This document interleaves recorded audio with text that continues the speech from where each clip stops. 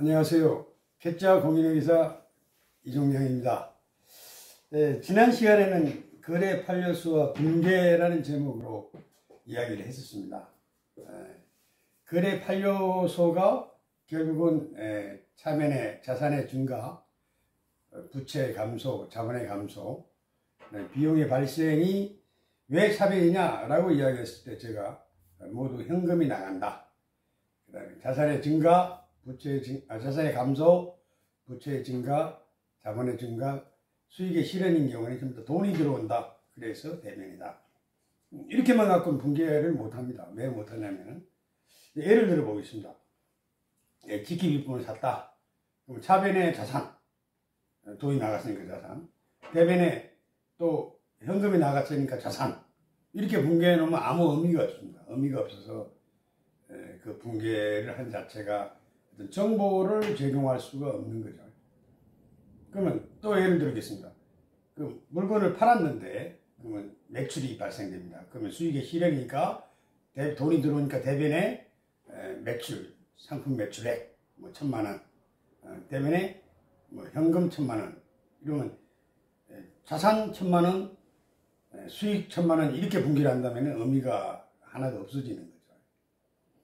그래서 결국은 자산도 분류별로 쪼갭니다. 부채도 분류별로 쪼개고, 그 다음에 자본도 분류별로 쪼개고, 수익도 분류별로 쪼개고, 비용도 분류별로 쪼개서 그 쪼갠 세부 사항 갖고 분괴를 해야 좀 더 이렇게 정보를 줄 수 있는 거죠. 그래서 자산이 뭐냐, 부채가 뭐냐, 자본이 뭐냐, 비용이 뭐냐, 수익의 의미가 뭐냐를 간략하게 이렇게 의미를 알아야 됩니다. 그리고 그걸 세부적으로 이렇게 쪼개놓은 게 개정과목이라고 보시면 됩니다. 이렇게 자산 중에 여러 가지 개정과목이 있고, 부채 중에 여러 가지 개정과목이 있고, 그 다음에 자본 중에 여러 가지 개정과목이 있고, 수익 중에 여러 가지 개정과목이 있고, 비용 중에 여러 가지 개정과목이 있다. 결국은 이러한 개정과목들을 총체적으로 비용, 수익, 자산, 부채, 자본이라고 하는 거죠.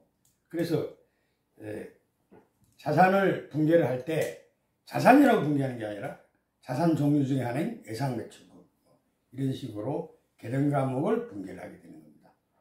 그래서 거래 판례소는 전체적으로 어떤 의미를 이야기한 거고, 그걸 이용해서 분괴를 할 때는 저희들이 개정과목을 사용해야 된다. 이렇게 여러분들이 이해를 하셔야 됩니다. 그러면 이제 자산으로 들어가 보겠습니다. 자산.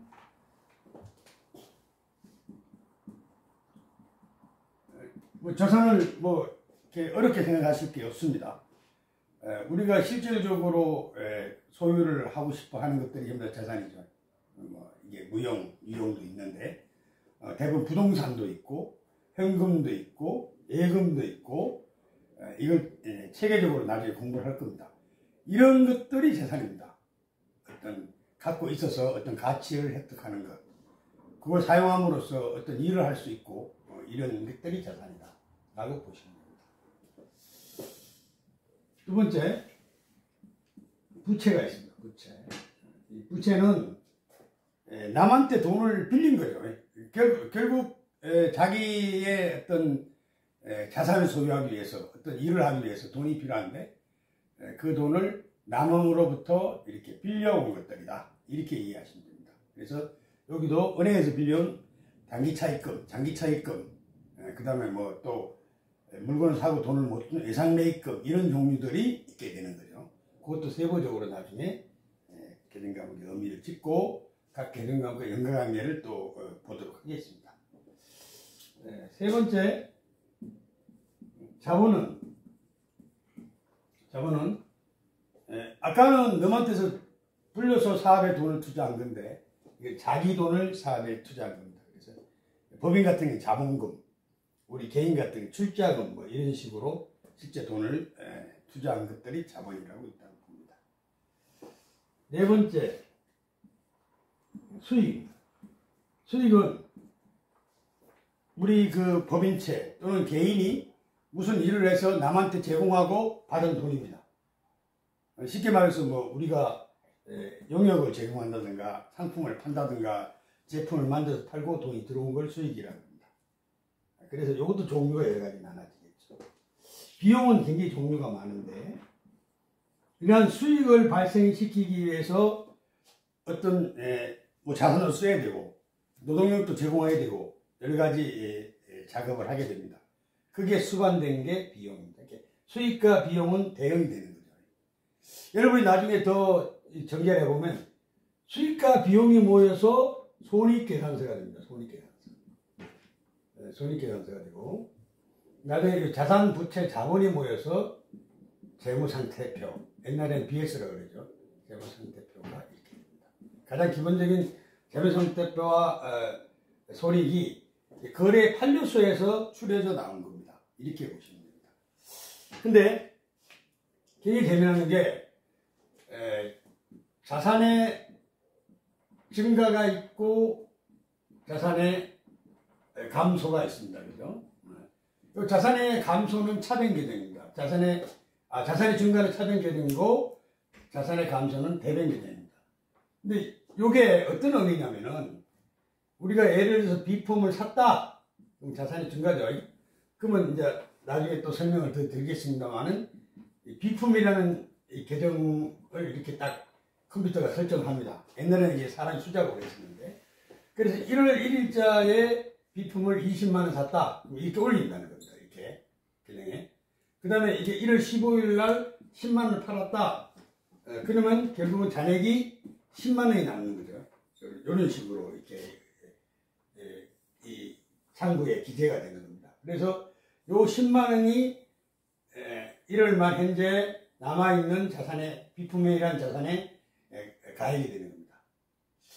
이렇게 놓고 본다면은 자산은 절대 잔액이 어디에 남았냐? 차변에 남아야 됩니다. 차변에. 이렇게 이쪽이 더 많아야지 대변이 많을 수는 없는 겁니다. 차변에 남아야 됩니다. 이런 원리로 본다면은 부채는 잔액이 대변에 남아야 됩니다. 대변에. 내가 주의해 줄 테니까 대변에 남아. 자본도 잔액이 대변에 남습니다. 수익은 결국 잔액이 대변에 남고 비용은 잔액이 차변에 남습니다. 이렇게 이 자산의 증가, 감소, 이렇게 부채의 감소, 증가, 이게 차대별로 구분은 해서 왔다 갔다 하는데 결국은 그 계정들의 본 잔액은 증가 쪽에 남게 됩니다. 자산의 증가가 차변이니까 차변에 남고 부채의 증가가 대변이니까 대변에 남고 자본의 증가가 대변이니까 대변에 남고 수익의 실현이 대변이니까 대변에 남습니다. 비용의 발생이 차변이니까 차변에 잔액이 남습니다. 그래서 수익에서 비용을 빼서 이익을 구하고 이 자산 쪽은 차변에 이렇게 나열하고 부채 쪽은 대변에 나열해서 잔액만 이렇게 작성한 게 재무상태표입니다. 위에 이렇게 수익 비용을 대응해서 작성한 게 손익계산서입니다. 이게 결국은 이 거래 판례서가 그대로 분개가 되는 게 아니라 거래 판례서에 각각의 세부사항인 계정과목으로 분개가 되고 자산이 여러 계정과목이 나오는 거죠. 부채도 여러 계정과목이 나오는 거죠. 그래서 결국은 분개한 결과를 이 총계정 원장이라고 하는데 요새는 컴퓨터로 하니까 컴퓨터 직접 이렇게 이기를 합니다. 이기를 해서 그 잔액들을 갖고 뽑아낸 게 요것들의 잔액 갖고 뽑아낸 게 재무상태표고 요것들의 잔액 갖고 비교해서 뽑아낸 게 손익계산서다. 이렇게 되는 겁니다.